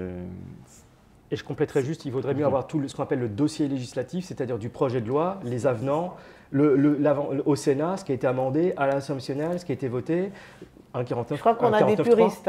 Tu ne vas pas les arrêter, tu as essayé, mais tu ne vas pas les arrêter. Il faudrait récupérer tout ça, puis que l'IA soit capable d'elle-même de vous expliquer qu'est-ce qu'elle voulait être modifié. C'est le dossier législatif que j'avais pris, que j'ai téléchargé. Monsieur a pris le dossier législatif, il l'a téléchargé. Alors, mais en fait, vous êtes juriste, monsieur, dans la vie? Ah, bon, d'accord. La problématique, c'est peut-être le contenu qui était trop long, en fait, ce qu'on appelle le nombre de jetons, enfin le nombre de mots, en gros, si on schématise, c'est plus compliqué que ça, mais le nombre de mots était trop important, et en fait, il n'est pas fait pour traiter un volume. On ne peut pas lui donner tout le code de commerce et lui poser des questions. À l'heure actuelle, ça ne marchera pas. Donc, il faudrait voir si le dossier n'était pas trop volumineux. Est-ce que vous croyez, alors, comme on est dans cette mini-spécificité, je fais une petite discrétion, parce que là, on est parti dans le juridique, est-ce que vous croyez qu'en fait... à l'Assemblée nationale, ce sont des IA qui parfois proposent, on entend parfois à la radio 1000, 2000, 3000 amendements sur tel texte où ils ont changé une virgule, un le, un la, un truc. Vous croyez qu'ils font ça avec des IA? Alors à l'époque non. Enfin quoi, il y avait eu un, là maintenant, il y a quelques années, j'ai envie de dire, il y a 2 ans, non. Là maintenant, peut-être qu'ils s'amusent à le faire. C'est potentiel. Et comme la loi va être publique, j'ai envie de te dire, ça revient à notre débat, comme la loi va être publique plus tard, est-ce que du coup ils peuvent l'utiliser? J'ai envie de dire oui, après je ne suis pas sénateur, je ne suis pas député, il faut demander à nos amis, confrères et consoeurs députés. Exactement, on demandera ça. D'ailleurs, pour la petite histoire, on a quand même la ministre, le secrétaire d'État, ministre des TPE-PME, qui est Véronique Louwagie, qui est expert comptable. Je ne sais pas si on le dit souvent, mais c'est bien d'avoir on en est fiers. Ouais, c'est bien. Je prends quelques questions, quelques réactions. Okay. Donc il y a des... Pour les contenus juridiques, il y en a qui disent il y a le club fiscal, patrimoine social, voilà, et comptable, c'est vraiment qui c'est écrit là. Effectivement, moi je vous encourage plutôt vraiment, après il y a peut-être des cas particuliers, mais à travailler à partir de ce type de contenu déjà travaillé, ça marchera mieux avec l'IA en plus, qui a du mal à mesurer tous les impacts dans un texte brut. D'autant plus que nous, experts comptables, je pense que là, je vais recouvrir peut-être 98% des experts comptables. Quand on travaille la loi de finances, on la travaille rarement sur le texte. On prend la transcription soit de Francis Lefebvre, d'Allo, soit de la revue fiduciaire. Je pense que là, j'ai cité les 2 grands, ou un ou 2 autres que j'aurais pu oublier, excusez-moi, mais on ne prend rarement le texte original qui est parfois indigeste et on prend des résumés qui sont faits par nos éditeurs. C'est tout le débat et le boulot qu'on a à faire là. Oui, en théorie, c'est ce qui est le plus simple. Le problème, c'est que, tu sais, c'est comme Il n'y a pas de problème, Fabrice. Non, mais tu sais, il y a beaucoup de solutions dans la vie, il n'y a vraiment pas de problème. Tu connais la théorie, tu sais, quand tu fais une photocopie d'une photocopie d'une photocopie, la qualité se dégrade. C'est pareil quand tu modifies du contenu, d'un contenu qui a été modifié par quelqu'un, qui l'a modifié de quelqu'un, qui l'a modifié de quelqu'un, en fait, à la fin, quand tu vas au texte initial et tu vois la version définitive, tu es en train de dire que nos éditeurs ont une mauvaise interprétation des textes. Je te laisse faire. Non, mais voilà, moi je te laisse faire. Moi, on m'a appris quand je passais l'examen, on revient toujours ce qui fait force de loi, c'est pas Francis Lefebvre, ni revue fiduciaire, ni Dalloz. Évidemment. C'est le code général des impôts, le code de commerce. Alors, je me permets juste. Bon, allez, on va avancer. Je me permets juste de passer aux suggestions. On va revenir donc sur la retranscription de réunion. Là, je l'ai arrêté. Ah, super, merci, formidable. Thomas, au top. Donc, là, je suis sur la solution que j'utilisais tout à l'heure. Donc, vous avez sur la droite de l'écran, je vais zoomer.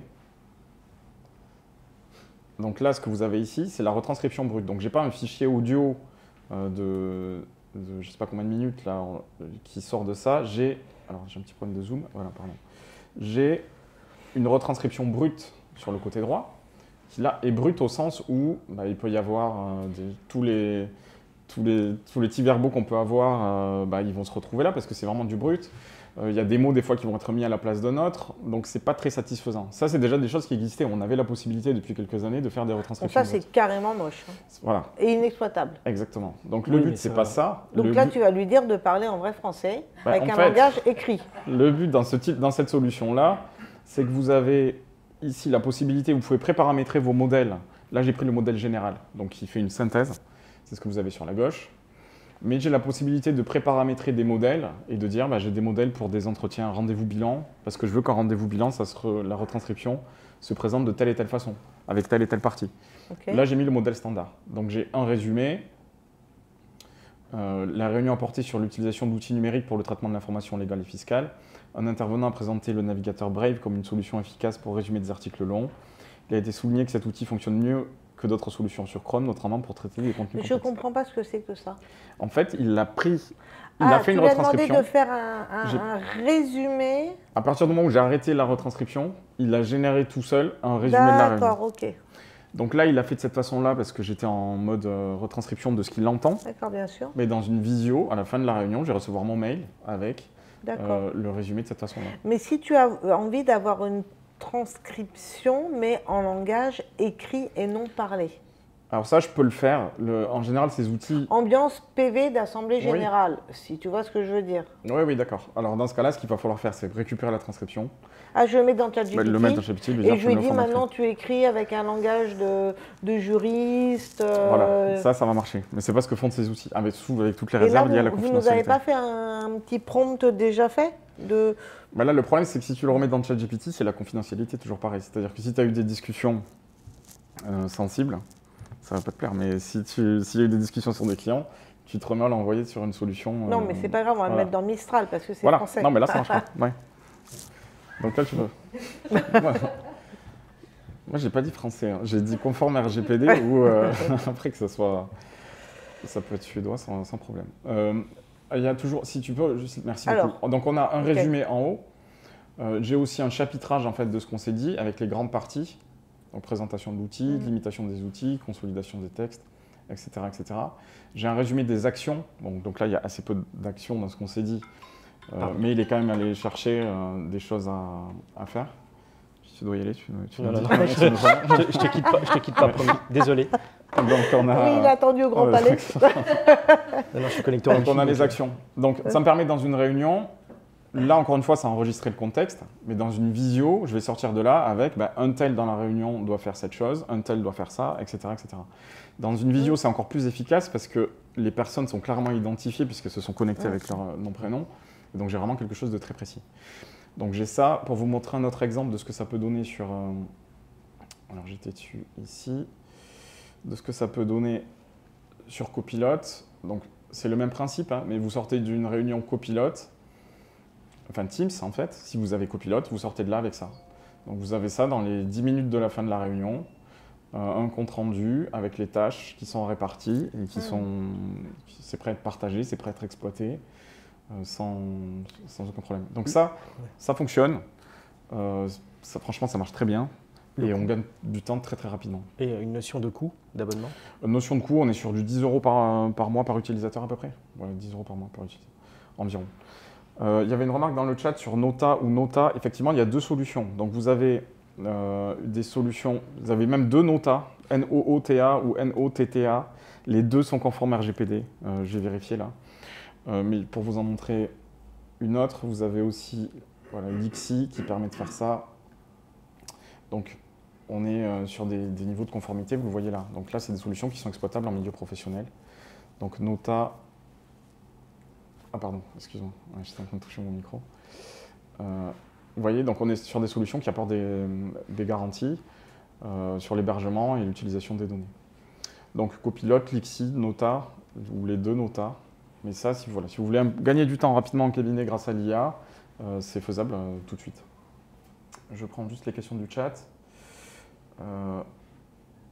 Donc il y a tout un débat sur le Nota ou Nota. Vous avez N2OTA ou NO2TA, mais les deux sont conformes RGPD.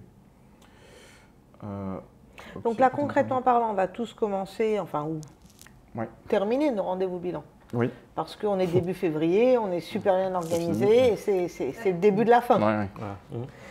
Et donc, on fait des visios avec nos clients, puisque depuis le Covid, on a pris cette habitude-là pour économiser temps de transport et faire beaucoup de rendez-vous. Oui. Et donc, on met une application comme celle-ci qui nous fait un résumé. Et à la fin du rendez-vous bilan, on envoie le résumé.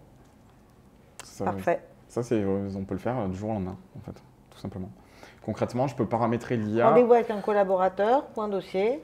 T'en es où, c'est là, compte d'attente de trucs, j'arrive pas à voir le client, et bing. Oui. Et ça change. Rendez-vous avec le collaborateur en physique. Comme on l'a fait là. Comme on a fait là. Je le lance là, il écoute ce qui se passe autour et il arrive à me refaire une autre inscription et à comprendre qu'il y a plusieurs Et après, j'envoie le truc au collab de ce qu'on s'est dit, de qui doit faire quoi. Et honnêtement, ça change la façon dont on assiste à des réunions parce qu'on n'y assiste plus en se disant qu'est-ce que je dois écrire pour avoir des notes.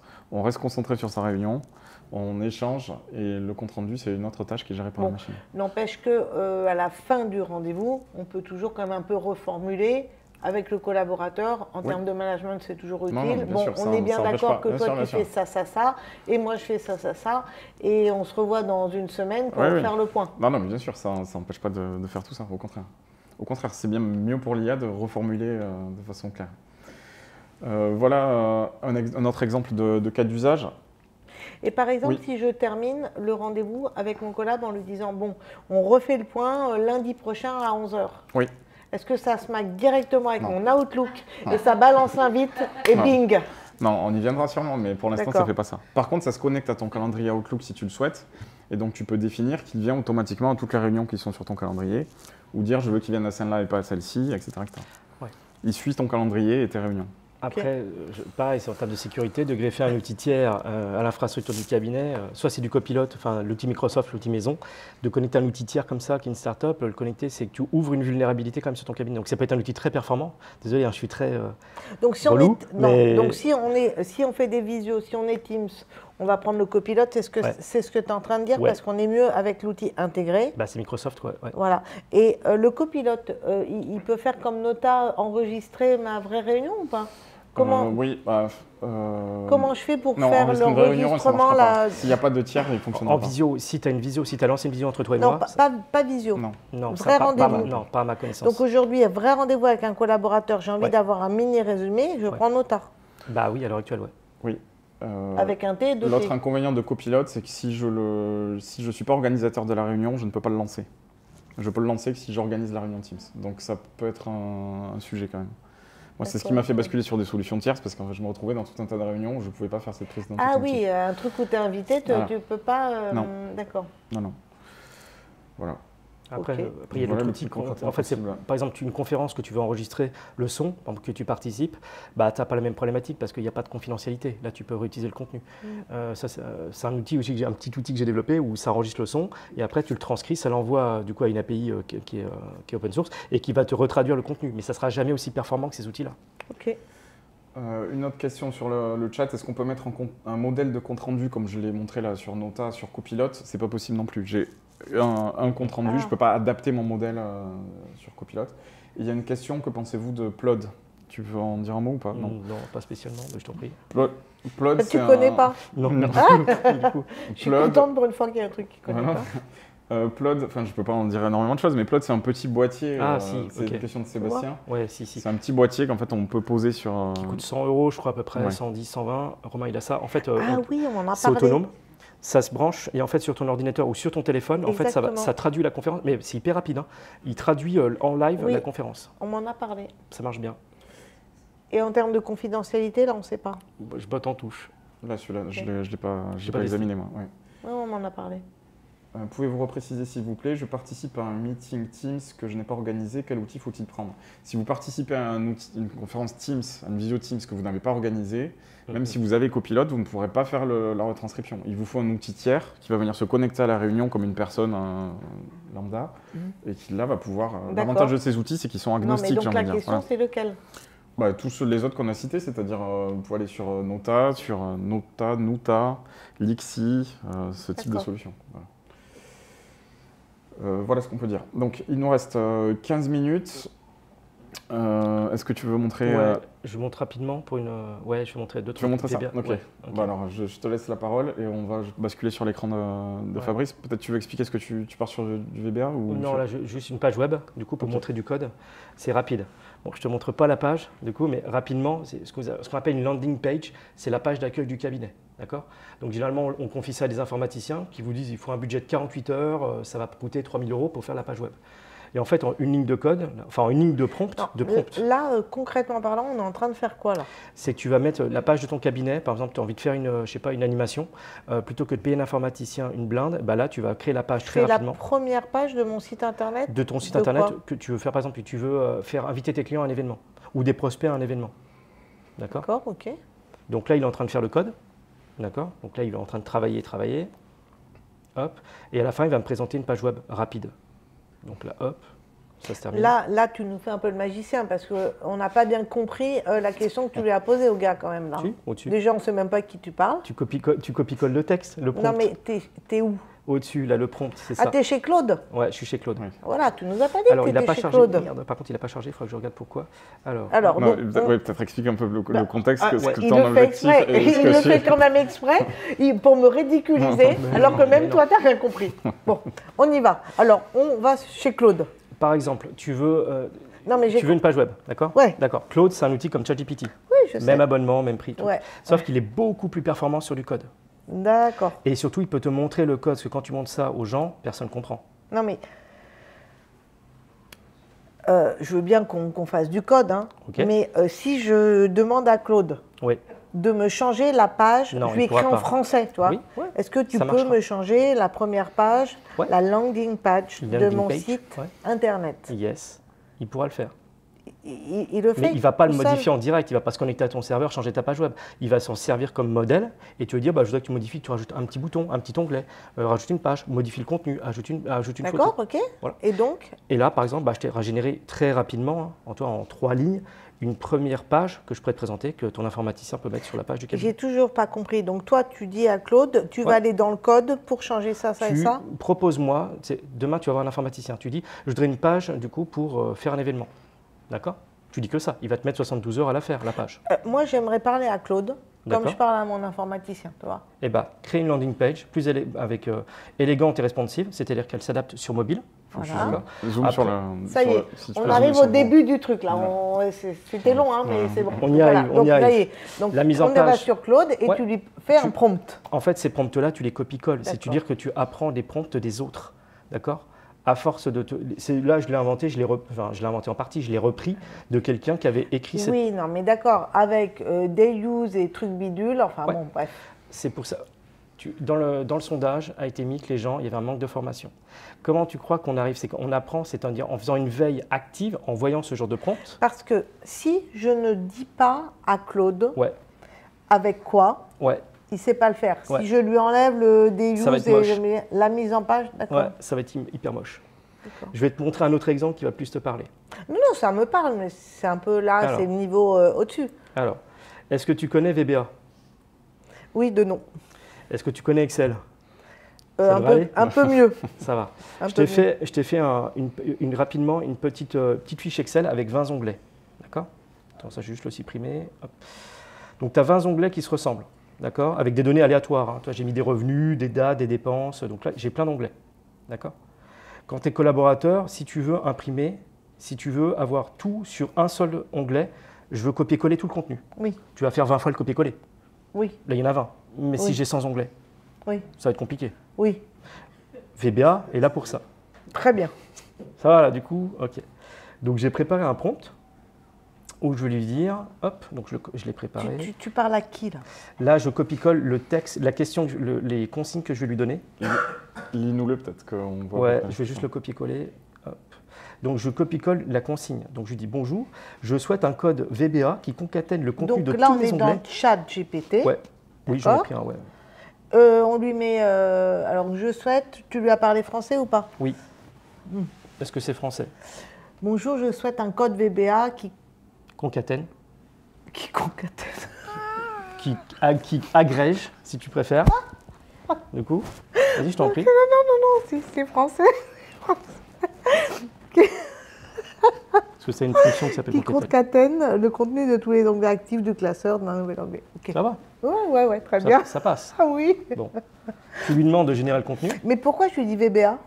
Parce que tu peux pas le faire avec un autre. Pourquoi je lui dis pas, tu me prends tous les onglets, tu me les mets dans un seul? Il n'y arrivera pas. Il n'a pas accès à ton ordinateur. À l'heure actuelle, il n'a pas accès à ton ordinateur pour aller avoir accès à Excel.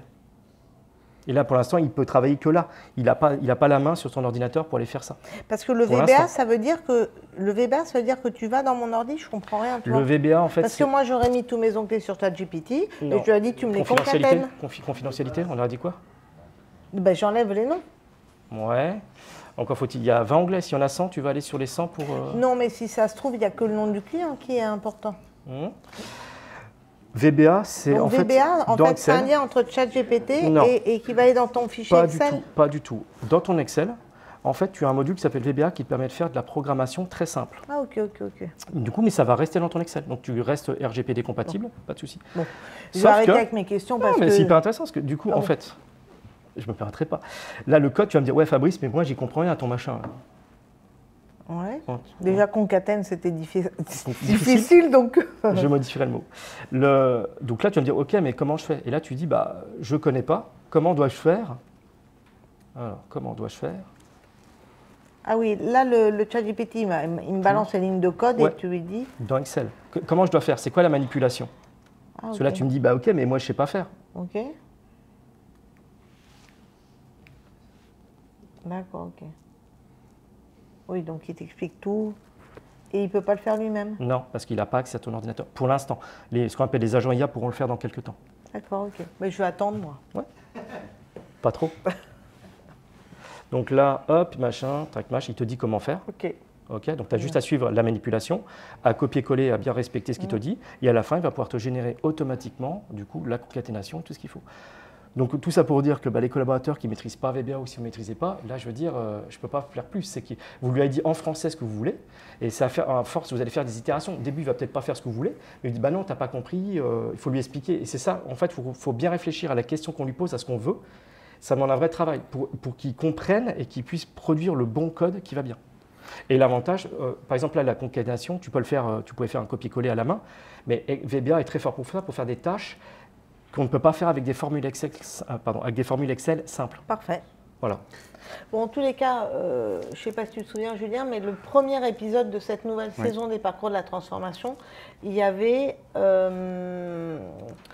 tu sais, ce chercheur qui anime la formation IA de 5 jours à Sup Expertise. Que j'ai fait. Mais je ne me souviens plus de son nom. Nicolas Lopez? Non. Je vais le ressortir. Bon, c'est pas grave, on va le redire. Et donc, tu as fait. Ouais. Je pense que le résultat du sondage il faut se former. Alors, évidemment, lorsqu'on fait. Tawhid Chiwi. Ah oui, Tawhid Chiwi.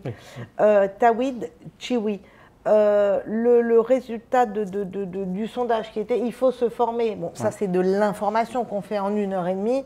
C'est des petites piqûres de rappel. Vous avez vu, on essaye de rendre ça un peu ludique. Chacun a son rôle et vous avez remarqué le rôle que je me suis assigné. Mais je le fais bien volonté et surtout naturellement. Mais si on veut en savoir plus, on peut parfaitement faire cette formation en Sup Expertise de 5 jours et ou envoyer ses collaborateurs. C'est donc, je crois que les inscriptions sont ouvertes dès aujourd'hui pour le nouveau cycle qui va recommencer en mai ou en juin, là, évidemment après la période fiscale. Mais c'est un vrai sujet parce que je trouve que dans les interventions sur l'IA d'il y a un an et demi, tout le monde avait à peu près un niveau de découverte, je trouve, sur ces sujets. Là, maintenant, on arrive à une période où il y a différents niveaux, en fait. Et il y a vraiment, et on le voit dans le chat aussi, là, sur les réactions à ce que tu viens de montrer. Il y a un peu de tout. Il y a des gens qui attendent ça, il y en a pour lesquels c'est déjà trop, pour lesquels c'est pas assez même. Donc il y a différents niveaux. Voilà. Il faut ajuster le niveau. Ce qui est compliqué, c'est qu'il y a ceux qui découvrent, il y a ceux qui, comme moi, passionnés. Alors il y a l'aspect formation, tu dis les 5 jours c'est bien. En gros, c'est le package de base. Mais après, il faut se maintenir à jour. Et même nous, on a un petit groupe WhatsApp. Le problème, c'est que se maintenir à jour sur ces technologies-là, même les outils, on ne peut pas tout savoir. Et en fait, il faut tester très régulièrement et se maintenir au courant de ce qui existe pour pouvoir monter en compétences. Donc là, ce qu'on a voulu faire, en fait, c'est montrer un peu des choses très simples, opérationnelles tout de suite, des choses un petit peu plus avancées pour ceux qui... Et je peux montrer encore plus compliqué, mais oui, on va éviter dans les 5 minutes. Non, mais si certains veulent du plus compliqué, on peut le faire là en 5 minutes et je ne vais pas ralentir, je ne poserai aucune question. Ne me demande pas si je comprends. Et pour les Après, j'avais des questions aussi là-dessus, sur ce que tu viens de faire, mais comme tu veux. Non, mais tu peux faire un truc ensemble. En 3 minutes, ouais, je peux faire un truc, mais si je peux, il faudrait que tu partages mon écran. Alors, vous accrochez, du coup? Vous vous accrochez pendant 5 minutes? Mais super accroché. En fait, tu as ce qu'on appelle OLAMA, O2LAMA, c'est un outil qui permet d'avoir plusieurs LLM en local. Et quand tu veux avoir un LLM en local, l'avantage c'est que tout va fonctionner sur mon ordinateur. Là, j'ai lancé l'invite de commande où j'ai téléchargé ce matin un modèle qui s'appelle Phi4, qui est un petit moteur de langage, et je peux l'interroger directement en invite de commande. Mais ça, je l'ai mappé, je l'ai connecté avec un outil qui s'appelle Obsidian, qui est un outil de prise de notes, qui me permet de relier des informations contextuelles. Et je l'ai mappé, par exemple, là, je peux lui dire pour du contenu, quand je fais une prise de notes à l'arrache, je peux lui demander de retravailler le contenu, local, et là, je vais lui demander de continuer à écrire. Donc ça va prendre un peu de temps parce que mon PC n'est pas très puissant, parce que je dois changer bientôt. Là, tu vois, il y a un petit truc, il est en train de travailler. Et là, je pourrais déconnecter l'Internet, il n'y a pas de ChatGPT, il n'y a pas Mistral, c'est que ça fonctionne sur mon ordinateur, et il va pouvoir me produire du contenu directement à l'ordinateur, avec une garantie totale de confidentialité de ce que je vais faire. Donc là, j'ai fait qu'un poème, mais ça pourrait être la même chose avec un CSV, avec un PDF de la compagnie ou de l'ordre, puisque c'est conservé en local. Et là, toi, il est en train de m'écrire du contenu. Donc le Markdown, c'est fait pourquoi? C'est parce que c'est un langage facile de syntaxique qui permet de faire des arbres, notamment des arbres de décision. Ne me parle pas, s'il te plaît. Voilà. Et là, toi, il est en train de m'écrire du contenu. Mais tout fonctionne en local. Donc ça ne sera jamais aussi performant que ChatGPT parce que je n'ai pas 60 milliards dans cet ordinateur-là. Mais par contre, je l'ai téléchargé en quelques lignes de commande. Voilà. Mais ça fera l'option peut-être d'une saison 3. Oui, voilà. Très rapidement, il y avait quelques questions. Enfin, là, ce que tu nous montres, je dois le... je l'ai dit, j'ai annoncé la couleur.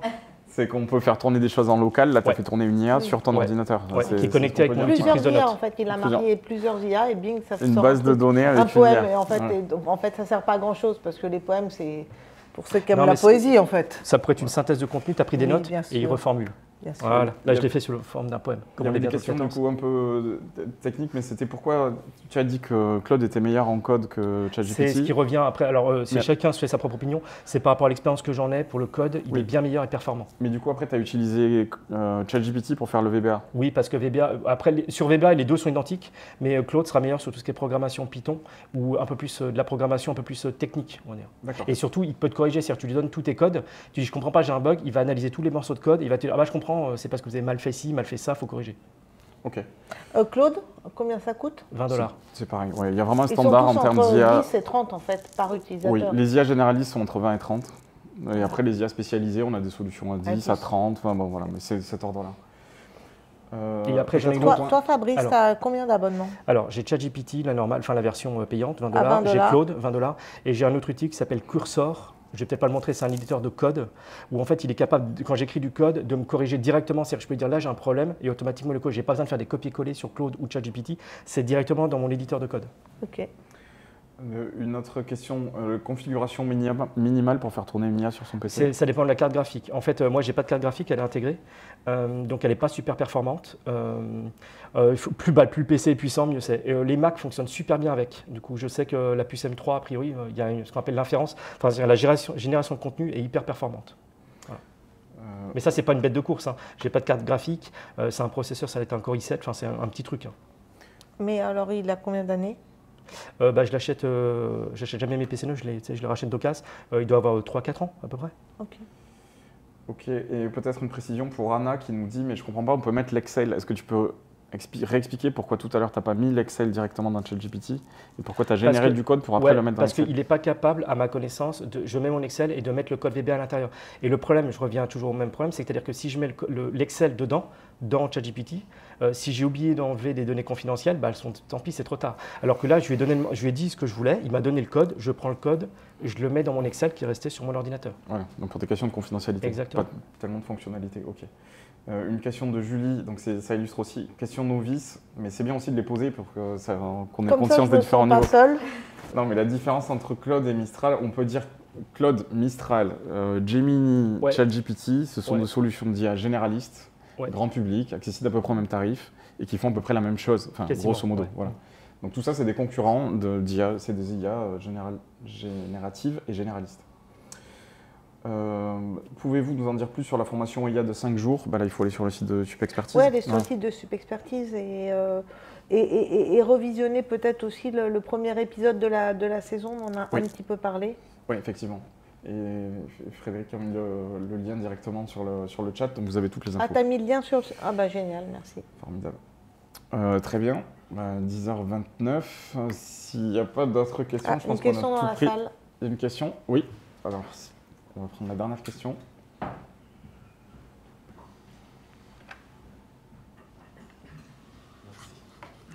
Alors, pour la question de la confidentialité,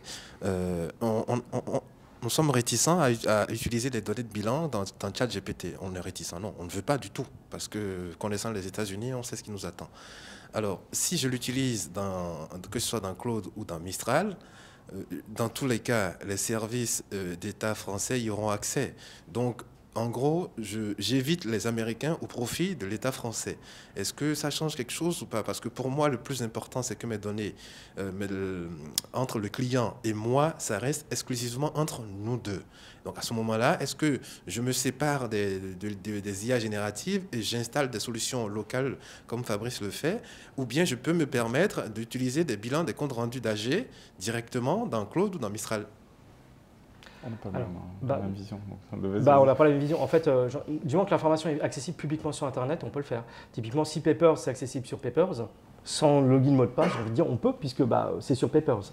Par contre, dès que c'est de l'information, vous êtes le seul destinataire, où il y a très peu d'intervenants qui ont eu accès à l'information, clairement, pour moi, on ne peut pas le transmettre, même en le rendant anonyme. En toute honnêteté, le monde fait que, l'humain fait que, on va oublier de rendre anonyme une phrase ou je ne sais pas quoi, et c'est trop tard. Et après, par définition, ils sont capables de retrouver, on est capable de retrouver l'information. Donc, par expérience, je préfère moi ne pas utiliser ces outils-là dès qu'on parle de confidentiel. Non, mais une analyse faite à base de liasse fiscale, même de bilan, elle n'est pas forcément super méga pertinente. Parce qu'il y aura des variations, il n'y a pas d'analyse de la marge, de marge brute, etc.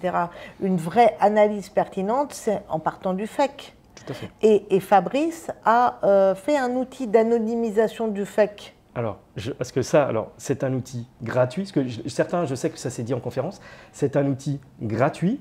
J'ai marqué un disclaimer en rouge, en gras et qui scintille. Vous prenez vos responsabilités. Vous importez un FEC, il est rendu anonyme. Par rapport au FEC que je connais, parce qu'il y a 3 types de FEC. Hein. Il y a ce qu'on appelle les FEC TIC, en fonction de certains éditeurs. Certains, on a une colonne débit, d'autres crédit. L'autre, on a une colonne solde et une colonne sens.